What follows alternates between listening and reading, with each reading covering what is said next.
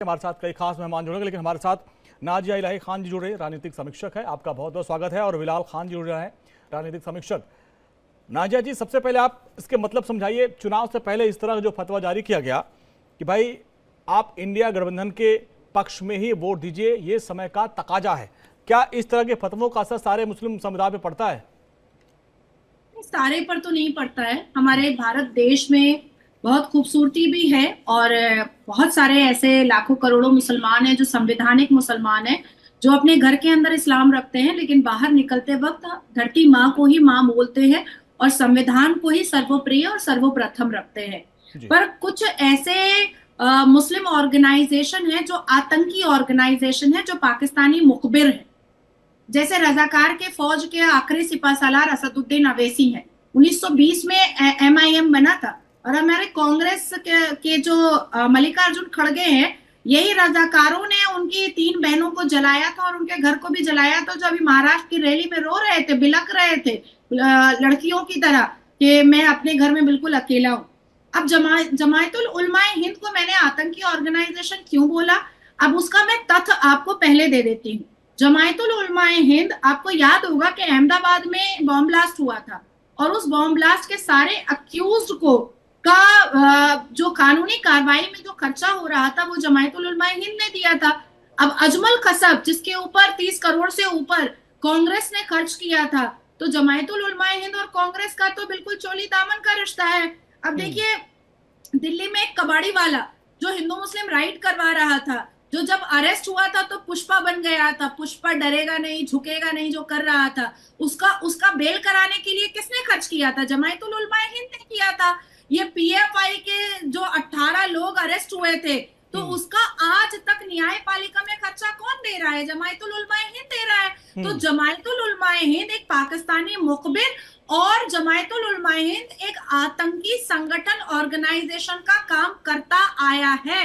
अब इससे जुड़ा हुआ एक देवबंद भी है जो चाचा भतीजा मिलकर के चलाता है। चाचा जो चलाता है वो देवबंद है और भतीजा जो चलाता है वो जमायतुल उलमाए हिंद चलाता है। अब देवबंद का मतलब क्या होता है? देवबंद का मतलब होता है जिस देव की पूजा आप लोग करते हैं उसको बंद करवाना। तो और चुनाव में इसका असर क्या पड़ा, इस पर हम चर्चा कर रहे हैं। और भी मेहमान जुड़ गए, बिलाल भाई हमारे साथ है। बिलाल जी, झारखंड में पहले चरण का मतदान कल होगा, आपने देखा। उसके पहले इस तरह का फतवा कि आप सारे लोग मिल जाइए और इंडिया गठबंधन को वोट करिए, ये समय का तकाजा है, क्या इस तरह के फतवे से असर पड़ता है? देखिए, फतवे की बात रही, आज देश के मुल्क के जो हालात हैं उसके अकॉर्डिंग फतवा दिया जा रहा। जो भी सरकार हमारे भारत के संविधान और अपने मजहब पे चलने की आज़ादी देगी, जिस तरीके से आज भारतीय जनता पार्टी लगातार नमाज को लेकर, वक्फ बोर्ड को लेकर, जिस तरीके से लगातार हमारे जितने भी इस्लामिक कल्चर्स के जो हमारे प्रैक्टिसेस हैं, नमाज और इनको लेकर टारगेट करने का काम करती है। चाहे वो आपने देखा होगा मदरसों को लेकर किस तरीके से टारगेट किया जा रहा है, वहाँ पे आतंकवाद खोद रही है आसाम की सरकार, और जिस तरीके से नमाज को लेकर लगातार जुमे की नमाज पे बवाल किया जाता है, वक्फ बोर्ड पे लगातार संशोधन के नाम पे। और देखा होगा मस्जिद क्या जुमे की नमाज में कोई दिक्कत आती है? बिलाल भाई, आप बहुत बड़ी बात कर रहे हैं, क्या जुमे की नमाज में आपको अभी दिक्कत आ रही है? पढ़ने में क्या दिक्कत आ रही है? भाई साहब, मेरी बात पूरी, जिस तरीके से नाजिया दानिश को टाइम दिया ना, इस तरीके से मुझे प्लीज जी बोलिए जी। थोड़ा सा मेरा सवाल आ गया था इसलिए जी। आपको मेरी कोई बात अलग लगे तो बात बीच में बोलना। देखिए ना, हम नहीं देखते क्या वीडियो सर, हम नहीं देखते खुलेआम नमाजियों के लातें मारी जाती हैं, जुमे की नमाज पे बवाल मचाया जाता है कि किस तरीके से नमाज रोडों पे पढ़ रहे हैं, फलाना पढ़ रहे हैं, जबकि कोई रोड पे नमाज नहीं पढ़ता, जुमे की नमाज अलग होती है। लेकिन हम कह रहे हैं आसाम की सरकार ने लगातार मदरसों को लेकर टारगेट नहीं करी। वक्फ बोर्ड पे हमें संशोधन नहीं चाहिए, भारत के मुसलमानों का हक है, अधिकार है, वो वक्फ की जमीन है, वक्फ के नाम पे की जाती है, लेकिन उसके नाम से, संशोधन के नाम से किस तरीके से टारगेट किया जाता है कि ट्रिब्यूनल कोर्ट को भी नहीं मानेंगे, उसके बाद फिर अगर हम जा सकते हैं हाई कोर्ट, उसको भी नहीं मानेंगे, उसके नाम पर कहेंगे कि अभी ये कब्जा करना चाह रहे हैं ये जमीनों पे। तो यही कहीं ना कहीं, यानी ये जो फतवा हुआ बिलाल भाई, इस फतवा के बाद इंडिया गठबंधन को सारे मुसलमान। जय हिंद दोस्तों, अभिषेक ऑफिशियल टीवी पे आपका स्वागत है। ये डिबेट चल रही थी जो कि इलेक्शन होने वाले हर जगह, और अभी ये जो संगठन है या जो संस्था है, जमीन को लेकर हर जगह विवाद चल रहा है, कानून संशोधन होने वाला है या वक्फ बिल और पता नहीं क्या क्या, जिसको लेकर हर चुनाव में मुद्दा बनाया जा रहा है पक्ष विपक्ष की। अभी इन्होंने बात करी कि अगर इंडिया गठबंधन आता है तो राहुल गांधी ने ऑफिशियल लिख के दिया है या जो भी बोला है कि अगर हमारी सरकार आती है तो फुल फ्रीडम दिया जाएगा। आप क्या मानते हैं, ये सही है या गलत? कमेंट करके ज़रूर बताइएगा। और ऐसा होना चाहिए नहीं होना चाहिए आपके हिसाब से, आपकी राय हमें ज़रूर भेजिएगा। अगली वीडियो देखिए, आगे आपको और भी इंटरेस्टिंग बातें पता चलेंगी जो कि इस वीडियो में हुई हैं। तो चलिए बिना देर की वीडियो का दूसरा पार्ट शुरू करते हैं। ये रही दूसरी पार्ट। वोट देंगे और मैं समर्थन करता हूँ उनका जी, आप समर्थन करते हैं? जमीयत का जी, बिल्कुल अच्छा, ठीक समर्थन है। करते हैं।